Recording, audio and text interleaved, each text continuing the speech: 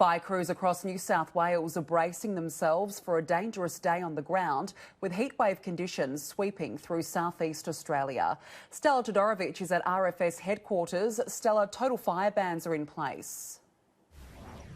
That's right, Danica. There are 10 total fire bans in effect right across New South Wales today, including the Greater Sydney region, the Illawarra and Shoalhaven, as well as the Greater Hunter. There's also a very high fire danger rating in place, with temperatures expected to soar into the 40s in parts of Western Sydney today. And this is going to create very challenging conditions for the fire crews on the ground. They've spent the last week or so trying to strengthen containment lines and conduct back-burning operations for what's going to be a very hot and very windy couple of days here in Sydney in the lead-up to New Year's Eve. This fire threat's so real that some communities have actually cancelled their fireworks displays on New Year's Eve. But the City of Sydney Council says that the Sydney's famous New Year's Eve fireworks will go ahead despite the fire danger. But the RFS Commissioner Shane Fitzsimmons hasn't ruled out cancelling the event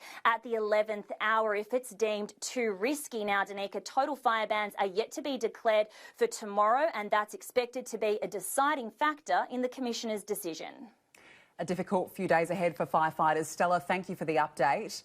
Meanwhile, Prime Minister Scott Morrison has stressed money set aside for volunteer firefighters is compensation for income loss, not a permanent payment. Volunteers will be entitled to up to $6,000 under the federal government scheme, but the opposition leader says it doesn't go far enough. A multi-million-dollar pledge to those on the front lines. The Prime Minister coughing up compensation as the bushfire emergency worsens across the country. We have their back when it comes to protecting them against income loss. It's also important to note that you don't rush in to these sorts of decisions. You carefully consider all of the implications, which is what the government has been doing. Volunteers who are self-employed or work for small and medium businesses and have been called out for more than 10 days this fire season are entitled to up to $6,000. The payment is tax-free and won't be means-tested. And it's not to pay them, but it's to compensate them. It's to make sure they don't go backwards. They're not suffering financial loss, and themselves or their families aren't enduring additional hardship on top of what is a very stressful time. Initially, the scheme was unveiled for fireys in New South Wales, but the Prime Minister later tweeted volunteers in other states and territories will also be eligible. The opposition has criticised the move as a knee-jerk reaction, calling for a national approach. This is a national crisis. It's one that doesn't recognise state boundaries. It's one where thousands of volunteer firefighters have been in the field saving lives, saving property. More than 800 properties have been destroyed in New South Wales so far this fire season. Right now, crews are desperately working to strengthen containment lines ahead of worsening conditions this week.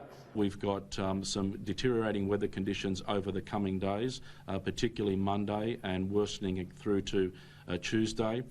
Tomorrow we can start expecting to see some fairly widespread severe conditions, particularly down through the southern half of New South Wales, the southeastern quadrant of the state, and those conditions will then intensify as we head into Tuesday, with not just widespread severe that will extend from the southeast corner of the state right up through our central west and through the Hunter and places like that. But we can also expect a broad geographic area of extreme fire danger ratings, which will extend through places like the Southern Ranges, the Illawarra South Coast. Julia Bradley, Sky News, Sydney.